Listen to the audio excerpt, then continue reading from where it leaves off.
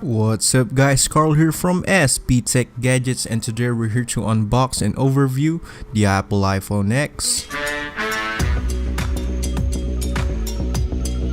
As the most expensive product ever featured on my channel, this is the current flagship phone of Apple alongside with the iPhone 8 and 8 Plus.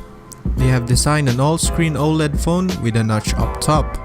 This is the base model of the iPhone X, which got a 64GB of internal storage.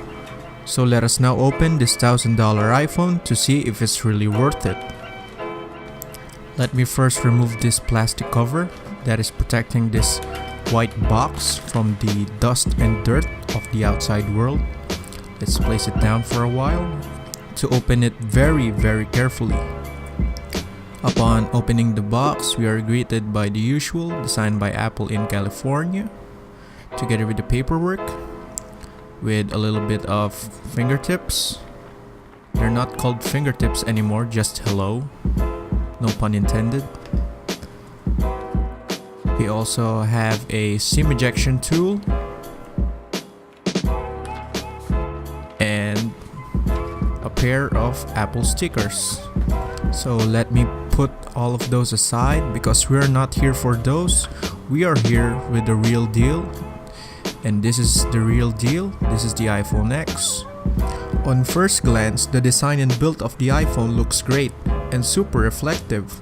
I also noticed that this is the heaviest iPhone I ever held, even comparing it with the Plus models, but that's just me.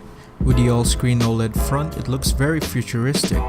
So let me peel off this plastic and amplify the sound.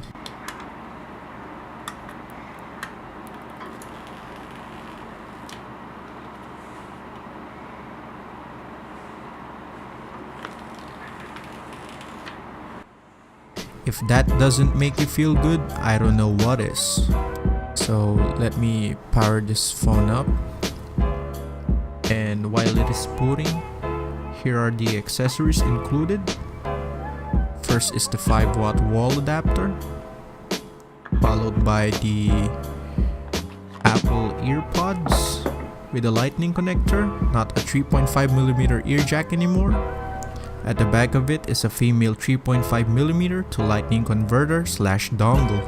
And finally, the lightning cable.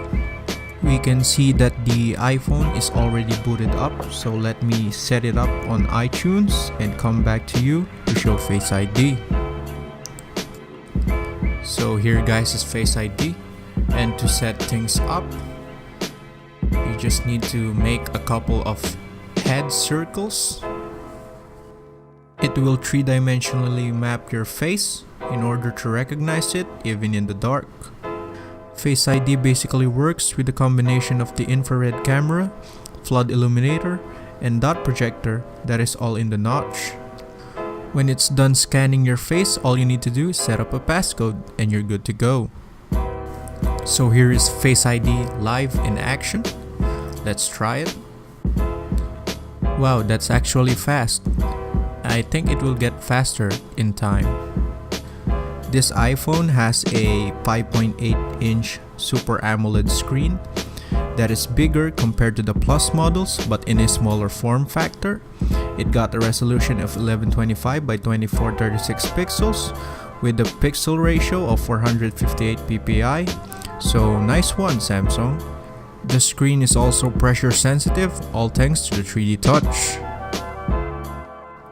By comparing the iPhone X to my previous iPhone, which is the iPhone 5S, without that classic home button, it looks very different. It dwarfs it, and the whole iPhone 5S can fit within the footprint of the iPhone X. This is a very clear upgrade for me.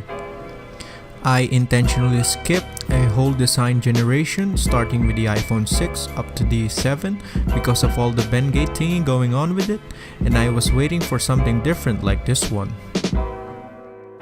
The main camera for this phone is a dual 12 megapixel camera with an aperture of 1.8 for the wide lens and a 2.4 for the telephoto lens.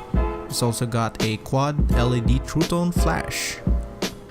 By looking at the design of this iPhone, it looks very clean and different, but don't that fool you. That glass is very brittle, and to repair it will cost you $700, and it's better to buy a new one. The sides of it has a dark stainless steel finish that doubles as an antenna, but take good care of it because it is prone to scratches.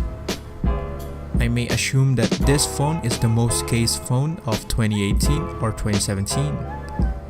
I will also mention that this is IP67 water resistant, and according to this rating, it would be able to survive a 3-meter depth for 30 minutes.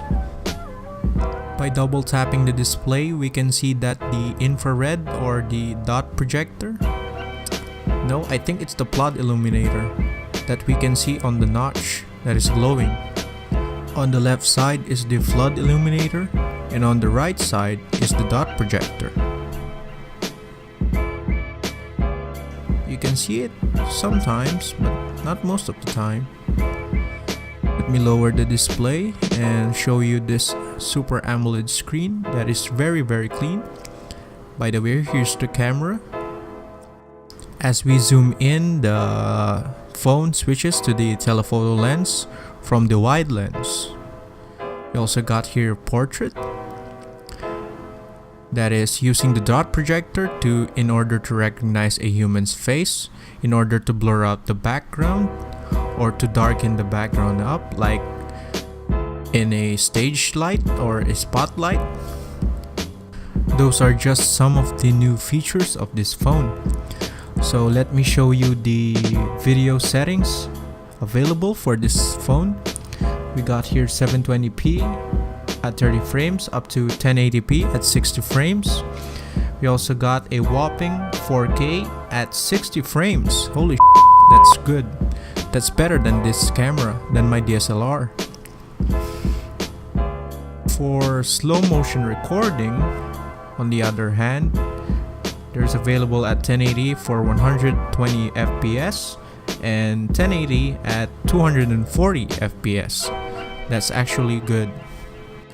With the integration of the notch, by swiping down on the right hand side, we will reveal control center.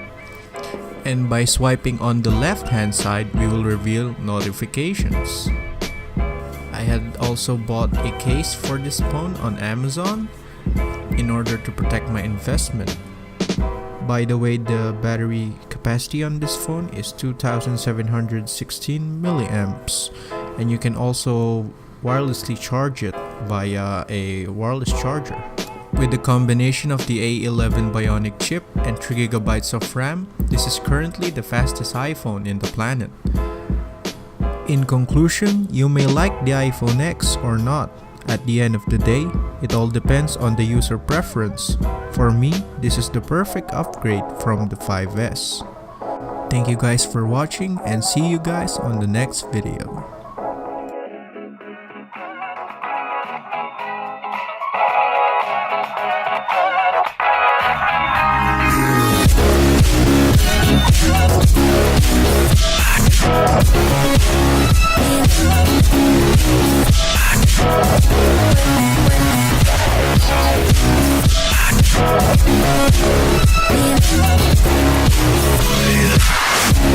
Yeah.